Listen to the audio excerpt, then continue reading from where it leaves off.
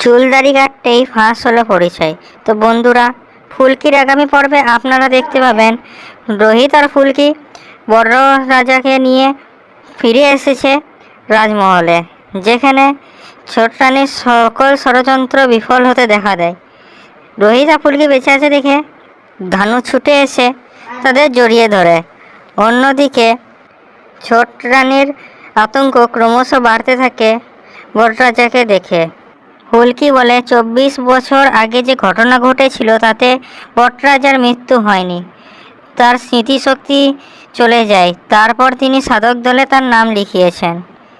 তখন ছোট রানী বলে এসব মিথ্যে কাহানি। ফুলকি বটরাজা হিসাবে এই সাধকটাকে প্রমাণ করতে চাইছে, কারণ কি তার সম্পত্তির লোভ আছে।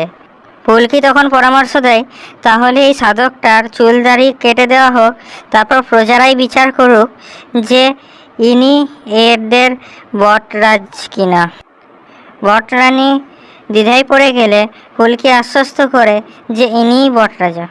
ফুলকির পরামর্শ অনুযায়ী সাধকের চুলদাড়ি কাটা হলে সবাই দেখে অবাক হয় যে ইনি সত্যি বটরাজার মতো দেখতে। কিন্তু এতদিন রাস্তায় ঘুরে বেড়ানোর জন্য গায়ের রং পুড়ে গিয়েছে এবং কিছুটা হলেও শারীরিক পরিবর্তন এসেছে। ছোট রানী তখন বলেন যে ইনি যদি সত্যি বটরাজা হন, তাহলে তিনি কোন বই পড়তে ভালোবাসতেন সেটা তিনি বলতে পারবেন। কিন্তু বটরাজা কোনো উত্তরই দিতে পারে না। অন্যদিকে বটরানী বলেন যে বটরাজার ডান পায়ের হাঁটুতে একটি জন্মচিহ্ন আছে। রোহিত সেই জন্মচিহ্ন দেখতে গেলে দেখে যে অদ্ভুতভাবে সেই জায়গাটাই পোড়া আছে। ছোট রানী তখন বটরাজা আর ফুলকিকে মিথ্যে বলে তাদেরকে ধাক্কা দিয়ে ঘর থেকে বার করতে যায়। তখনই ফুলকি বলে যে আমি প্রমাণ করেই ছাড়ব ইনি বটরাজা এবং এনার অধিকার এনাকে ফিরিয়ে ছাড়বই, যেখানে দরকার পড়লে আমি কোর্টে যাব। ছোট রানী তখন বলেন যে এরকম অদ্ভুত ঘটনার জন্য কে তোমার কেস লড়বে। ধানু তখন এসে বলে যে আমি ফুলকির হয়ে কেস লড়ব, আমি সত্যের জয় আর মিথ্যের পরাজয় করব।